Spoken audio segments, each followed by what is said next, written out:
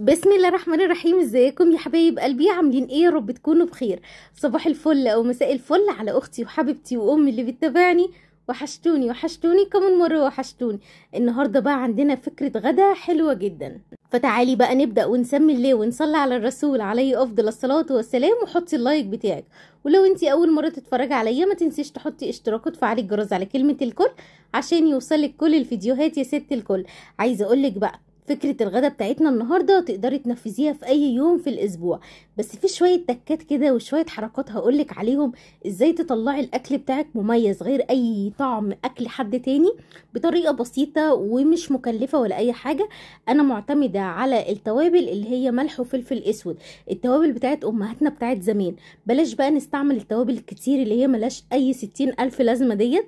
فعايزة أقولك بقى من غير تكلفة خالص هتطلعي أحلى وأطعم أكل طعمه حلو جدا. كل اللي يدوقه عندك يقولك انتي حاطه ايه، عامله ايه. بجد الطريقه بسيطه جدا، فتعالي نبدا ونشوف هنعمل ايه. حضرت كده معايا بقى شويه حلوين من البصل، ودوت اهم حاجه في الوصفه بتاعتنا النهارده. حضرت كده برضو كام حبايه من البطاطس، طماطم، بتنجان، وكمان فلفل احمر وفلفل اخضر. انت هتعملي ايه؟ هعمل وجبه غدا كامله متكامله من الالف للياء. هعمل صينيه بطاطس بس بتكايه حلوه قوي، يمكن كتير ما بيعملهاش، لكن التكايه اللي هقولك عليها النهارده مميزه وما فيهاش افتكاسه، بس النتيجه ولا اروع من كده. كمان هنعمل شويه بتنجان مخلل كده لزوم الحركات، وهنعمل صينيه فراخ بالبصل. حكايه. انا عايزاكي بقى تسيبي نفسك كده وتركزي معايا علشان خاطر تشوفي كل حاجه على الطبيعه. اول حاجه قشرت البصل، قشرت البطاطس، خدتهم غسلتهم كويس جدا. غسلت البتنجان، هبدا ان انا اشيل الجزء اللي فوق دوت واروح شقه شقه كده بالسكينه. غسلت كمان الطماطم وغسلت الفلفل. حضرت بقى معايا هنا الكبه بتاعتي عشان هنبدا نشتغل مع بعض. اول حاجه انا هفرم البصل، بس البصل اللي انا هستخدمه بصل يكون شرايح، فهحط السلاح اللي هو بتاع الشرايح عشان ابدا اللي انا افرم البصل فيه. طبعا لو مفيش كبه فيها الخاصيه ديت نعمله بحرف السكينه كده ويبقى رقيق معانا، هيدينا النتيجه اللي انا عايزاها. هنا كانت الفيشه معلقه معايا، ما كانتش شغاله، بس هتشتغل دلوقتي وتبقى تمام. هبدأ بقى ان انا افرم البصل بالشكل دوت كده. انا عايزة البصل بتاعي شرايح رفيعة قوي. طبعا البصل دوت لما بيتحط تحت الفراخ، انا النهارده هعمل باوراق. ممكن تعملي بفرخه كامله وتقطعيها 4، ممكن تعملي باوراق زي ما انا عملت. تقدري تعملي بدبابيس، تقدري تعملي مثلا بالاجنحه. مفيش مشاكل خالص، كله متاح عندنا. المهم في النهايه الطعم واحد، يعني طعم الوراق، البصل اللي تحت الوراق هو طعم البصل اللي تحت الفراخ، هو طعم البصل اللي هيكون تحت الاجنحه. تمام كده؟ تمام. فرمت البصل بتاعي كويس جدا، وتعالي نعمل بقى خلطه البتنجان. بما اني يعني ايه حاطين الفيشه في الخلاط فنشتغل كله مره واحده. حضرت بقى معايا كده كام قرن من الفلفل الاحمر. عايزه اعمل معاكم هريسه فلفل احمر، انا مش عندي، انا جايبه فلفل احمر، هنعملها مع بعض ان شاء الله. عايزاكي تاخدي جوله كده في القناه، فيها افكار حلوه قوي هتعجبك باذن الله. حطيت كمان كده عشان الفلفل بقى طبعا هيبقى حراق قوي، فحطيت كده حبيتين من الطماطم بحيث اللي هم ايه يخلوا الدنيا هاديه شويه. عندي بقى التوم انا شايلاه طبعا متفرز في الفريزر مفروم، فهاخد منه جزء كده بسيط وافرمه برده في وسط الايه الطماطم والفلفل اللي انا حطيته. خدت كده تقريبا نص راس توم، يعني خدت مكعب كبير كده من التوم المفروم. لو التوم اللي عندك مش مفروم حطي كده حوالي 6-7 حبايات من التوم. هضرب بقى الكلام ده كله مع الاضافه اللي انا هنزل بس شويه خل صغيرين بحيث اللي هم ايه ينعموا لي الموضوع. لو انت عايزاها مكشوره او يعني خشنه شويه ما تحطيش خل، لكن انا عايزاها ناعمه معايا فحطيت كده حوالي ربع كوبايه من الخل، اقل من الربع كمان. خلاص كده الخلطة البتنجان بقت معايا جاهزة. نقدر نستبدل الفلفل الأحمر بفلفل أخضر، ونقدر نستبدل برضو الفلفل الحراق بفلفل رومي. حضرت بقى معايا البصل هنا انا هقسمه على صينيتين، صينيه للبطاطس وصينيه للفراخ. زي ما اتفقنا لو مفيش كبه نقدر نعمله على ايدينا، مفيش مشاكل. اهم حاجه المرحله اللي بعد ديت اللي انا هوريها لك دلوقتي. اخدت كده جزء صغير من البصل عشان دوت لصينيه البطاطس. صينيه البطاطس انا مش بحب احط فيها بصل كتير، بحب احط ايه بصلايه كبيره كده او بصلتين بس كده. لكن الفراخ بقى بحب ان انا احط لها بصل كتير. حطيت هنا ملح وهنا ملح، حطيت بقى هنا فلفل اسود وبرده فلفل اسود هناك. هحط 7 بهارات وديت اختياري، انا هحط حاجه بسيطه جدا يعني ما كملتش كده ربع معلقه صغيره، بس انا معتمده على الطعم بتاعي هو الملح والفلفل الاسود. عايزه طعم الاكل بتاعي يكون فيه ملح وفلفل اسود. اهم حاجه بقى في المرحله دي اللي انت تدعكي البصل كويس جدا، ادعكي البصل على قد ما تقدري، نزلي منه كل السوائل دي. لما تنزل وتبداي بقى اللي انت تحطي البطاطس هتلاقي بصي انا بعصر لك البصل عامل ازاي عشان تشوفي الميه اللي نازله، دوت المطلوب. قطعت البطاطس، ولما بقطع البطاطس بقطعها بقى الايه السمك بتاعها مناسب كده، مش كبيره قوي عشان ما تبقاش نيه معايا ومش رقيقه قوي عشان ما تجلدش معايا. انا عايزه السمك بتاعها يبقى متوسط. خلاص كده خلصنا صينيه البطاطس، دعكنا البطاطس بقلب البصل والدنيا بقت تمام. ركنتها على جنب عشان لسه هضرب لها طماطم في الخلاط. جبت بقى معايا الخلطه اللي انا عملتها معاكم من حوالي كده ممكن نقول اسبوع. الخلطه دي يا جماعه جباره جباره، انتوا بجد لازم تعملوها، حاجه كده روعه. هي مش توم، هي بصل مع شويه اضافات كده. انا هحط لكم الفيديو بتاعها ان شاء الله باذن الله في الكومنتات، لو انا نسيت فكروني. المهم بحطها في الفريزر وبطلع منها حاجه بسيطه كده، ببدا ان انا اتبل بيها بقى الفراخ. لو انا هتبل بيها البانيه، هتبل بيها مثلا فرخه كامله هسلقها، بتبلها بيها بتطلع حكايه حكايه. تعرفي اللي انت ممكن تحطي منها كمان على خلطه المحشي، وهي البصلايه بتتحمر على النار تحطي منها معلقه كده، بتخلي الريحه رايحه في حته تانية. التتبيله دي روعه يا جماعه، لازم تكون موجوده عندك في الفريزر. انا اخدت منها كده جزء صغير، طبعا هي مجمده بس علشان خاطر هو بصل، فاول ما بتمسكيه بيفرول معاكي في ايديكي، فما تخافيش خالص يعني بكل سهوله كده هتتفك معاكي. انا مجرد اللي انا لسه مطلعاها حالا من الفريزر اخدت منها زي ما انت شفتي كانت مجمده ازاي. تبلت بيها الاوراق، وطبعا بعد ما غسلت الاوراق كويس جدا. تعالي بقى نسيب الوراق كده شويه عقبال ما نعمل الايه البتنجان. هسيبها في قلب التتبيله دي تشرب بقى ايه التتبيله كده وتتبل وتبقى كويسه.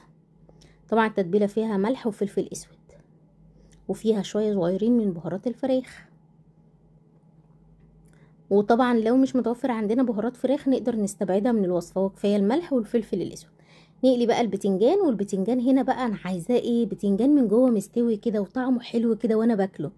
لو انتم مش عايزين بتنجان مقلي، انا عملت معاكم على القناه البتنجان المسلوق زي بتاع زمان، اللي انت لما تفتحي قلب البتنجانيه من جوه تلاقيها لونها موف كده. برضو البتنجان ده بيبقى طعمه حلو قوي، البتنجان المسلوق. ممكن يعني نقول اللي هو صحي اكتر بس هو في الاول وفي الاخر هو بتنجان، يعني بتنجان مخلل، وانتوا عارفين بقى اضرار المخللات عامله ازاي. بس بنقلل بقى شويه اللي هو ايه، بدل ما يبقى مقلي في الزيت لا يبقى مسلوق. فلو عايزه الطريقه برضو فكريني في الكومنتات. بصي هنا بعد ما سيبته شويه بدأ اللي هو يفتح معايا بالشكل ودوت المطلوب. هنزل بقى بالفلفل، واهم حاجه في الفلفل اللي انت تفتحي الجزء اللي فوق ده وتشقيه شقه بالسكينه عشان ما يفرقعش منك في الزيت. مش هعمل فلفل كتير، هو كفايه قوي الكم قرن فلفل دول. وبعد كده بقى هبدأ اللي انا اشيل البتنجان طالما استوى، اضغط عليها الاقيها استوت يبقى كده تمام قوي.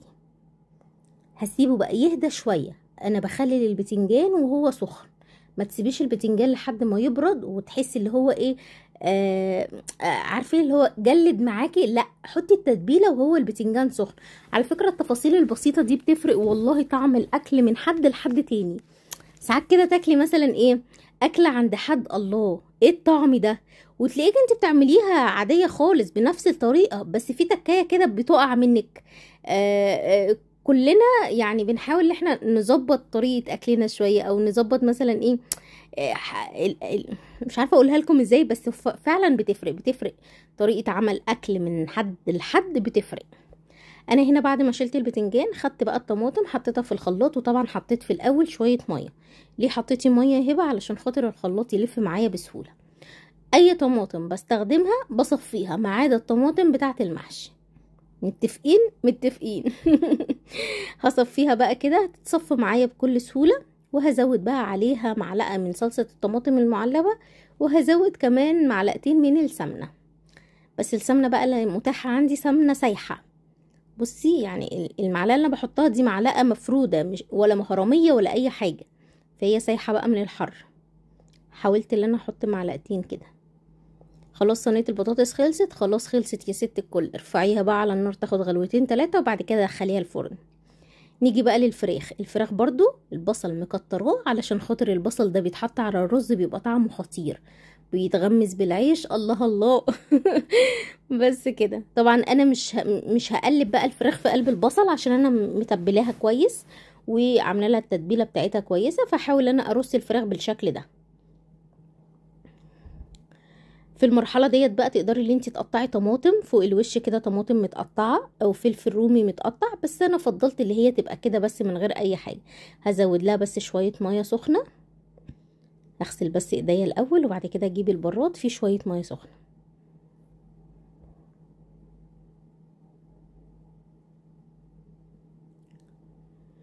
يفضل طبعا اللي تكون ميه سخنه عشان خاطر تسرع معاكي عمليه السوا وتغلي بسرعه على النار. زي ما قلت لك في المرحله دي نقدر نحط طماطمايه متقطعه شرايح، فلفل رومي المتوفر عندنا. مش عايزه تحطي حاجه زي ما انا عملت كده، براحتك خالص. حطيت حوالي كوبايه. هحاول بس ان انا اوزع كوبايه الميه كده على الصينيه كلها. هاخد الصينيه ارفعها على النار برضو، هحط حوالي هنا ربع كوبايه من الزيت. ما حطيتش سمنه، ممكن استبعد خالص موضوع الزيت واعتمد على الدهون اللي هتبقى موجوده في الفراخ. بس انا حطيت حاجه بسيطه كده من الزيت بحيث اللي هي تخلي الطعم برضو في النهايه حلو. هولع بقى البوتاجاز، نحط صينيه البطاطس وصينيه الفراخ كده. خلاص انا بحب لما اقف على البوتاجاز اشغل كله مع بعض، وما بحبش ان انا استنى حاجه تستوي وبعد كده اسوي الحاجه التانية، لا كله مع بعض. في المرحله دي وانا واقفه كده هروح عامله شويه رز بالشعريه عشان كله يستوي مع بعض. شويه زيت، هنزل بالشعريه احمرها كويس جدا وبعد كده هروح نازله بقى بالرز المصري المغسول. الشعريه خلاص خليها تاخد لون ذهبي كده شويه عشان خاطر بعد ما بتتحمر وبتحطي عليها الميه او تحطي الرز بتبدا تفتح شويه، فاحنا مش عايزينها لونها فاتح قوي في النهايه، فحمريها شويه عشان تاخد اللون الذهبي الحلو ده في النهايه. نزلت بقى بالرز المغسول المتصفي، احط شويه ملح حلوين، شويه ميه بقى، واقلب الكلام ده كله مع بعضه، وهسيب النار عاليه شويه. واول ما ياخد غلوه هروح مهديه بقى النار وسايباه بقى يتشرب كده على مهله. صليتي على الرسول؟ طب يلا صلي على الرسول عليه افضل الصلاه والسلام، وحطي اللايك بتاعك. وزي ما اتفقنا لو اول مره تدخلي القناه ما تنسيش تحطي اشتراك وتفعلي الجرس على كلمه الكل عشان يوصلك كل الفيديوهات يا ست الكل. عليه افضل الصلاه والسلام. بصي كده خلاص انا بحاول انزل الشعريه كلها.